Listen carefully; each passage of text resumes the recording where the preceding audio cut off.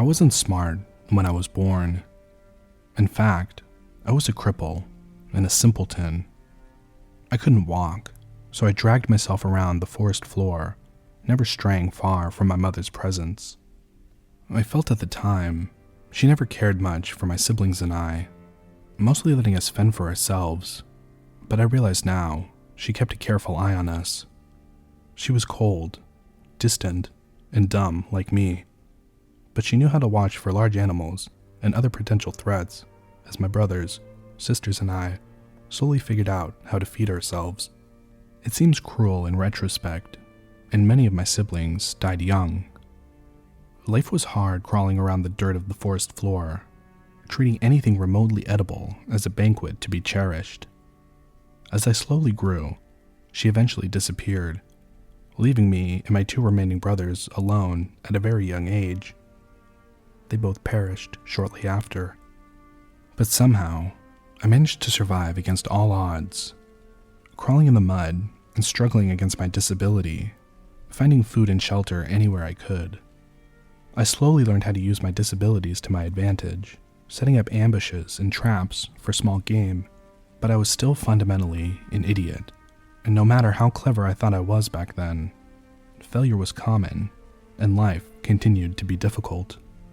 Surviving in the jungle, while mentally disabled and handicapped, was mostly a factor of sheer luck, though at the time I thought myself to be quite adept. I never stayed in one place for long, and I moved very slowly but carefully. My diet consisted of anything I could find laying around which was edible, mostly small animals I could catch, but I would go hungry for long periods of time. Eventually, I stumbled on a small stream with an even smaller cave nearby. I made it my home for a while. It wasn't much, but it was hidden well and provided some sense of security. I would drag myself out to the stream and bask in the warm tropical sun at times, take naps under the trees, and eat as often as I could manage. Those were my simple pleasures in life back then. Predators were always a threat, and being crippled, running was not an option. So I learned to hide. I learned to read my environment. I learned to be loud and when to be quiet. And against all odds, I somehow survived. Once again, in retrospect, I mistook luck for cleverness. And that would have been my entire life, up until I starved or finally ran out of luck. But this is where my story really begins, where it should have ended. I was crawling along the forest floor, searching for something, anything to eat. It had been many days, and I had a furious hunger. All I knew how to do was hobble around, crawling and dragging myself through the jungle, looking for scraps or small animals I could ambush on the ground. I had just pulled myself through a small bush when I saw it. The jaguar was low to the ground, in a pouncing position. On any other day, I might have become its meal then and there, but it was focused on something else. I remained absolutely still, barely even breathing, hoping not to draw its attention. It crouched down even further, clearly preparing to strike, its eyes focused like only a hunter's can be. I dared a quick glance at its target, and what I saw was the most unusual bird, giant and dangerous in its own right, bright and colorful, and nearly the size of the jaguar itself. It was a rainbow of feathers with a crown of plumage on its head. Of course, at the time, I didn't realize how unusual this creature was. All I knew was that this jaguar was going to try to take down the giant avian at any moment, and it did. Try to, at least. The bird took flight the moment the jaguar leapt, and it soared into the canopy, the cat pursuing. I remained still for some time to see if it would return, but eventually eased out into the small clearing. There wasn't much of interest, so I wheeled up to the small hill that the bird had been resting on, only to find when I reached the top that it was in fact a giant bird's nest. And to my delight, resting inside were 3 very large eggs of unusual color. Of course I ate them all right then and there, and dragged myself back to my usual resting spot. Sleeping with a full belly was always its own reward. But that's when things started to change. Over the next few days, I started to notice things I hadn't been aware of before. Small things at first, observations about my surroundings that I hadn't noticed before. The world looked a bit more colorful than it did before, shapes a little more defined. I was able to pay attention to more things at once. As days turned to weeks, I started realizing I could make plans that were more sophisticated than just waiting silently for something to run by so I could grab it, or looking for scraps laying around. I started to devise clever traps using rocks and other features of my environment to help me catch my food. Choosing my resting locations in places where bushes and leaves were to ensure I could hear predators on the ground. I was still a cripple, but I was growing smarter. I also began to grow bigger, a lot bigger. I had been an underfed runt for most of my life, but in the span of several months, I'd become a veritable giant, well-nourished now, and nearly 6 feet, all muscle. I still had to crawl around, but I could do so with the speed and vigor I had never known. I felt optimistic and elated, yet I had no idea what was still to come. As months turned to years, I was able to walk for the first time in my life. Few predators could stand before me now, as I stood nearly 12 feet tall, a titan of the forest, with strength to match. I strolled carelessly through the trees, eating what I wished, when I wished, where I wished. I built my first house out of stone and fallen trees. I was the king of the jungle, and I climbed my first tree. I will never forget it. Hundreds of feet up in the forest canopy, I finally reached the sunlight atop the tallest tree I could find and looked down upon my domain. Endless green as far as the eye could see in every direction. A playground which had once threatened to consume me, but which was now mine to explore freely. And so, I did. I began to travel more. I discovered rivers, waterfalls, groves, huge cave systems, and giant sinkholes and lakes, and many new types of plants and animals I had never seen. Frogs and birds, cats and spiders, animals which ate plants, and plants which ate animals. Over time, I took a special love of watching the tree monkeys, as they were the only other animals which seemed to express an intelligence like my own.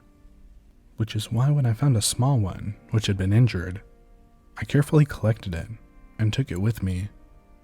I nursed it back to health, fed it, earned its trust, and it became my little companion. There were no names back then, but none were needed. For the first time in my life, I felt genuine love for this one specific creature. My first friend. I had to take great care, as my growing never seemed to cease. By my memory and estimates, I may have been nearly 30 feet tall by then, and this little monkey was barely a fly by comparison. But the joy he brought me as we traveled together, as he gathered tiny fruits for me, and as he slept peacefully next to me, made me realize how lonely I had been all those decades wandering the forests all by myself, always just watching, but never feeling like more than an observer. When he finally died peacefully of old age, I was of course heartbroken. I knew what was coming. I had seen how he slowly weakened and deteriorated. While I seemed to defy the years and continue to grow, time shifted the world around me. Landscapes slowly changed. Rivers altered. Animals came and went. After he died, I retreated back to a more observational phase of my life again, mostly wandering the forest and indulging in sights and sounds around me. I don't know how long I spent like that before they found me. Other monkeys, but these ones were even more like me. They were extremely clever. They made noises with each other in rapid and consistent manners. They used tools like me, maybe even more clever than the ones I had devised. And of course, they were terrified of me. I was a giant, towering over them, looming nearly as tall as the trees. I mostly left them alone, but would sometimes go and watch over them. They built strange houses out of sticks and leaves, not too dissimilar from the one I had built out of rocks before I no longer had the need for such a thing. They even appeared to be able to wield fire, and it lit up the night in ways that I had only seen from the thunder of an angry sky. As time went on, more and more of them would come and visit me, and I slowly gained their trust, even if their caution and fear never fully passed. I learned over time what their noises meant, and after some effort on my part, we were able to communicate quite well. They would often come to me and ask questions about the area, good hunting grounds, water sources, places to make a new village. After all, I had been almost everywhere. One day, some of them started leaving strange carvings in stone around where I slept. I asked one of them about the artifacts, a youngling who had come to ask for my help removing a mighty tree which threatened to fall on his hut. He told me that they were left as offerings, so that I might bless them with good fortune. He told me how their lives are hard and short, and then told me that a god such as myself could surely make their lives better. That was the first time I had encountered the concept of a god. I had taken a liking to these little ones, so I had already been aiding them with my knowledge whenever they would ask for it. But he was right. I could do more. Much more. I remember the look of terror on many of the little people's faces as I towered over their village. Perhaps they were expecting some wrath for a perceived slight. I can't know, but I quickly made it clear that I was there to help by removing the offending tree and setting it out of harm's way. Our relationship expanded quickly over the next few years, and they devised great and clever projects which took advantage of my size and relative strength. In those years, we accomplished in days what would have taken them decades on their own, were it even possible at all. We even replaced the village huts with a more durable collective structure, stones stacked so tall that they dwarfed the trees around them. The giant pile of boulders was carefully stacked to create a living space to spare. A crude pyramid of sorts, I would later come to realize. Things went well for a while, and I took a very active role in the lives of my new friends. It reminded me of my old monkey friend from so long ago, except this time, there were many and I could speak to them and share my thoughts and feelings. It was an exhilarating time for me, and we accomplished much. We dug trenches to allow water to reach areas where they could cultivate crops. We studied the stars together and speculated on the mysteries of the forest and the world. I watched friends be born, age, die, only for new friends to appear. After many, many years, though, the number of friends grew and grew and grew. Eventually, there were so many that they began to fight each other over what seemed to be the infinite bounty of the forest. Their noises changed, and I could no longer understand all of them anymore, only the ones I remained near. They began to ask me for help or blessings hunting other people, fighting other villages. I always refused. The tipping point came when the village I attempted to sacrifice a young girl in my name in order to gain my support in an upcoming raid. I had tried to tolerate them and understand them, but their pettiness had boiled over and I was exacerbated. There were too many people, too many villages, too many conflicts, too much sadness. I felt like I was crawling through the mud again, a dumb cripple, unsure what to do or where to go, and with little means to accomplish anything. I realized the moment they placed that little girl on the altar, that I had forgotten what it meant to be helpless. So I accepted their sacrifice. I took the girl, and I left the village and never returned. I went as far as I could away from that place, and I did my best to take care of that little girl. She was small and frightened at first, but grew to trust me over time. We traveled south until we reached a great cliff with a waterfall, far away from the little people. I built her a little house of stones at the top of the cliff right next to the waterfall, with a spectacular view of the forest below. I didn't even think to ask her name until she took the initiative to tell me much later. Names have no meaning in the forest, but I discovered it was Sackney, an old and beautiful name I will never forget. We were together for a long time. She grew up, and once again, more little people discovered us. Once again, they would come and ask for advice at first, and once again, their requests would grow increasingly more and more demanding. Untrusting of the little people now, I would often withdraw or refuse to speak to them. Often, I could not understand their noises anymore, but Sackney would take over and represent me in my stead when the weight of it all became too much.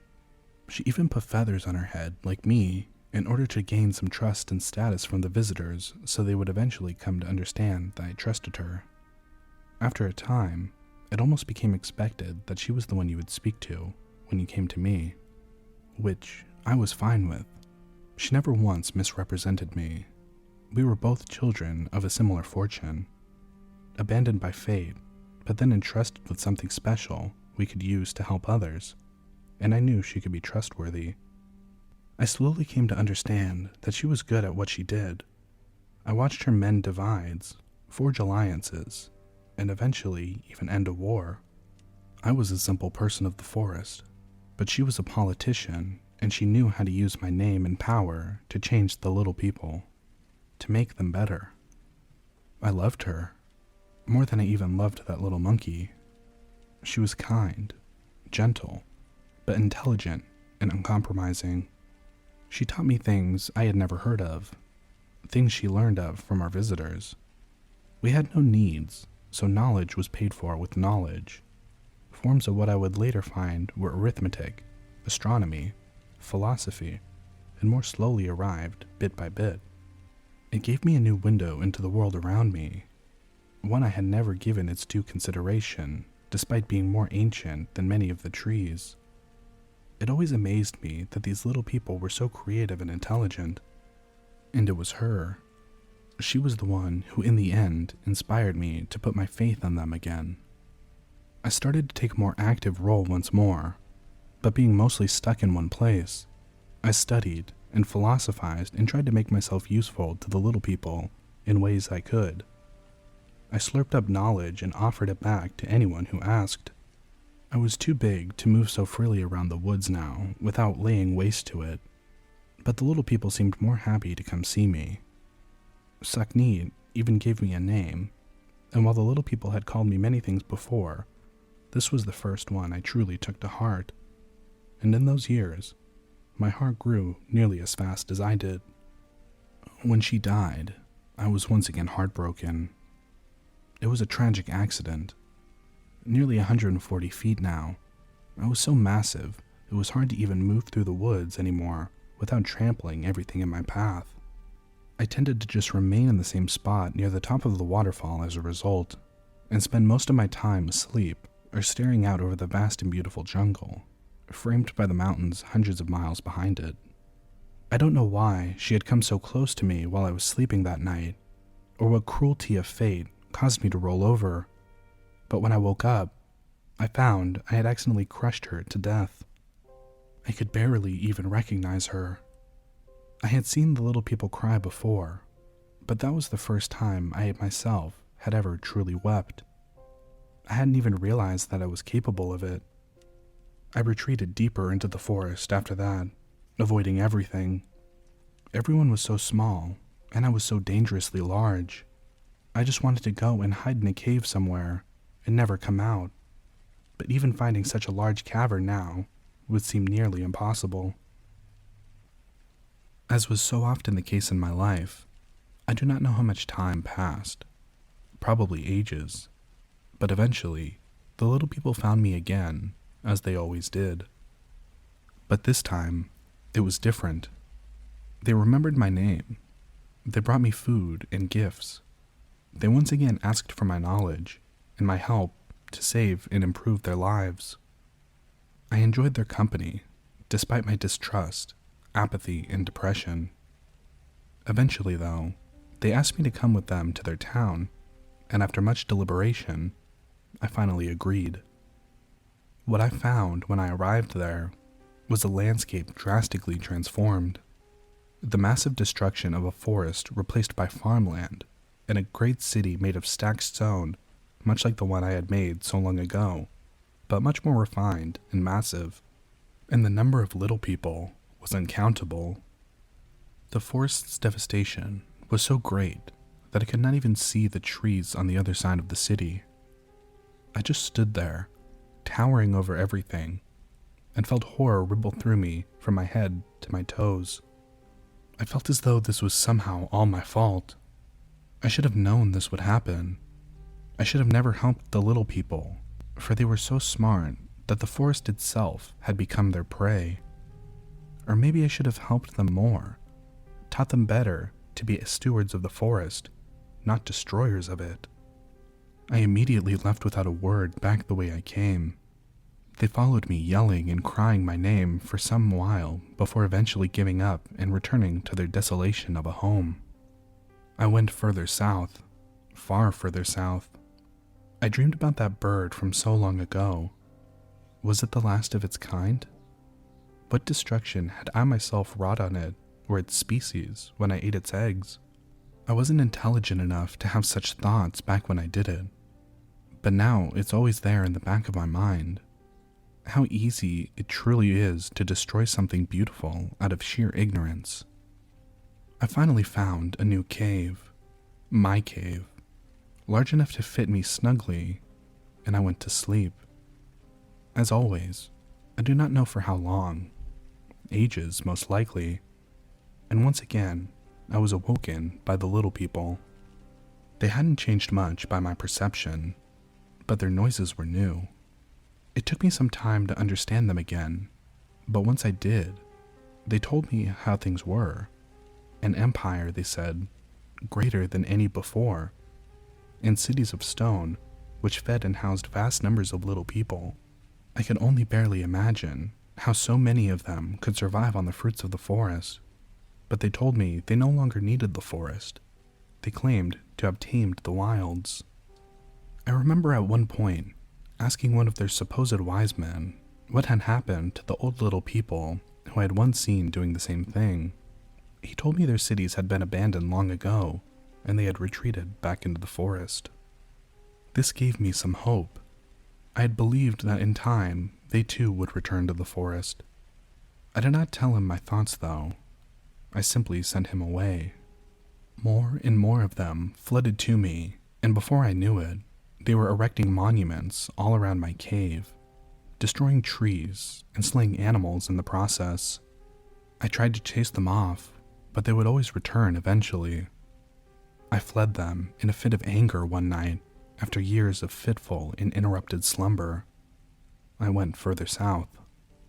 Eventually, I found another home, one of many in my travels, but it was suitable.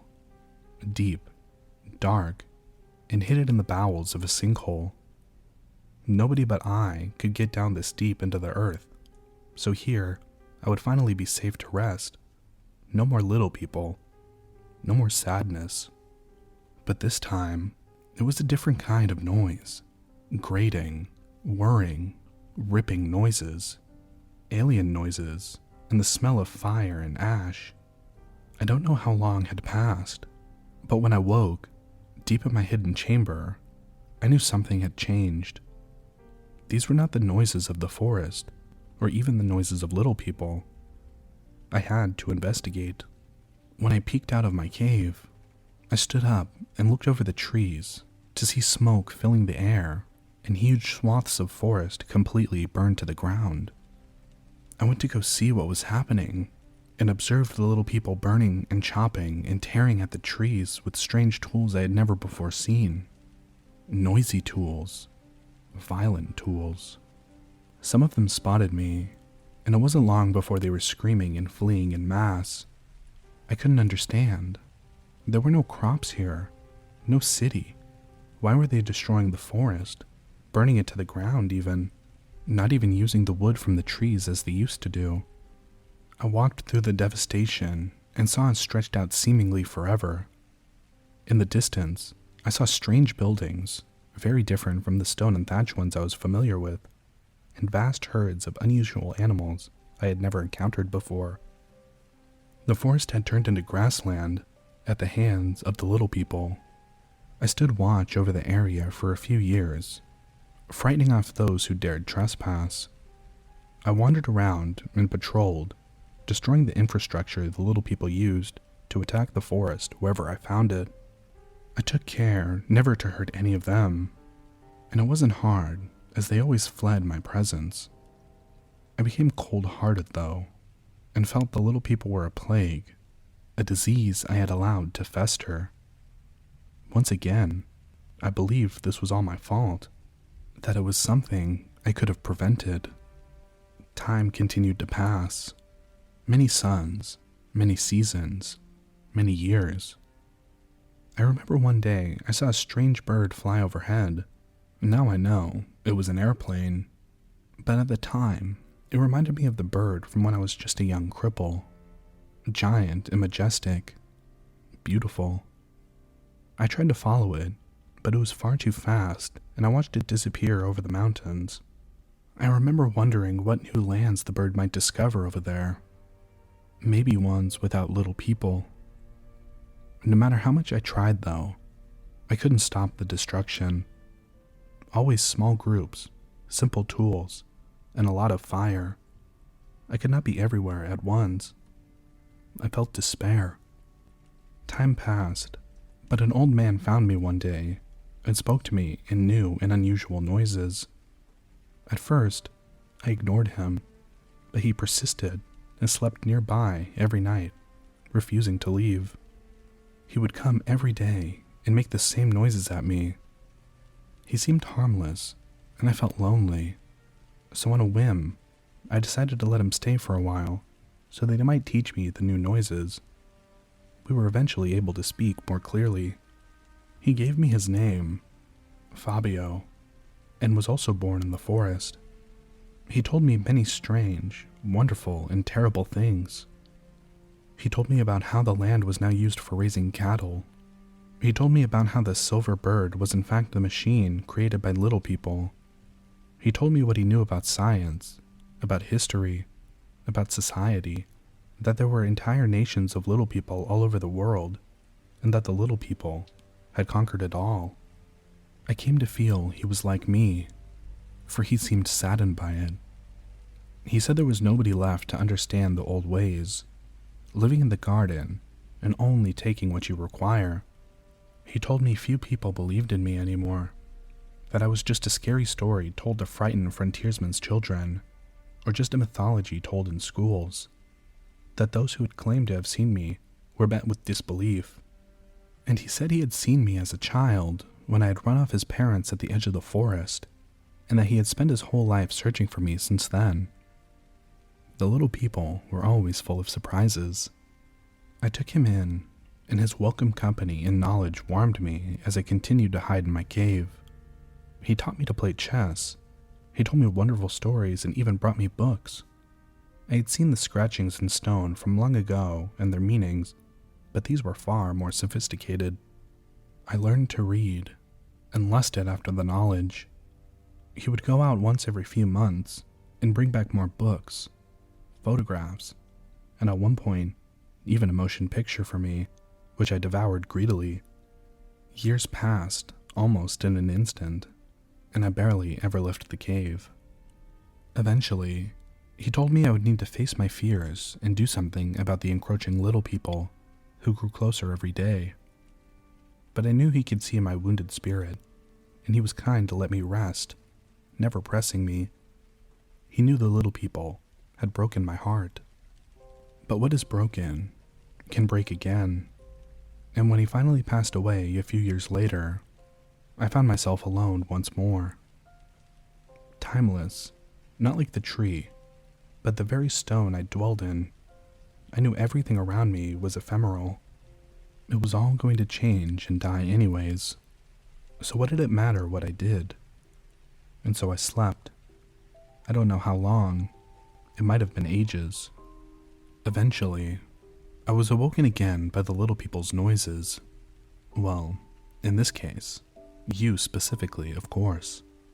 I remember thinking at the time that I was half tempted to snatch you all up and carry you to the edge of the forest and tell you to never return. But I observed you from a distance without intervening to see what you did. My trust of the little people was low enough by now that I was prepared to even squash you if you stepped afoul. But to my surprise, you were all nothing if not respectful of your surroundings. After several weeks of observing you, I saw you rescue animals, study the plants, record information. I saw you exploring and appreciating the wonder of the forest, just like the little people of old, just like I did. I realized you were the scientists the old man had told me about, that you were here to learn, not to destroy. And that's when I decided to make myself known. I knew you would be terrified, but I was used to that at this point, and I still remember the look on your faces when I first presented. But when I managed to convince you I was harmless, your innate scientific curiosity took over, I can only assume. The same curiosity which drives me. I believe you are like the other little people I once knew, kind, loving, and well-intentioned. And that is why I trust you with my story. I hope you were able to share it and help me. For a while, I was once called a god, but I am just as helpless as a baby snake crawling, crippled on the mud of the forest floor. I turned off the recorder at that point, and I looked up at the towering feathered serpent, unfathomably large. I told him that was the last thing that I needed, and I would return to see him again as soon as I could. He nodded in understanding, but watched with sorrow in his eyes as we slowly made our way into the woods, leaving the cave we had been exploring for weeks behind. My colleagues and I had expected to discover an immense undiscovered network with possibly uncatalogued species. We had not expected to discover this particular uncatalogued species. As I write the log of this recording, we are setting up camp less than a day from the airstrip where we will be picked up. I don't know if anyone will believe me, or if they will think I photoshopped our pictures, but the rest of the team agrees we need to tread lightly, lest we bring him unwanted attention. But I have to do something. I still remember the first words he spoke to me after all those first days of terror and uncertainty, not knowing if we had discovered a monster, not knowing if we were going to die, but the monster turned out to be anything but. I will never forget what he said the first time he spoke to us. I have been watching you. Do not fear. I have been here a long time. The world is changing, and I am crawling in the mud again. I was once a little forest snake, but I was given the name Quetzalcoatl long ago by someone I loved very much. Now, once again, I am as helpless as a little snake. I need you. Every day, my home gets smaller, and the little people grow. Every year, I must hide deeper and deeper to avoid the shiny birds and stinging smoke. I may look big to you, but I am just a simple creature crawling in the mud. Please help me save my home.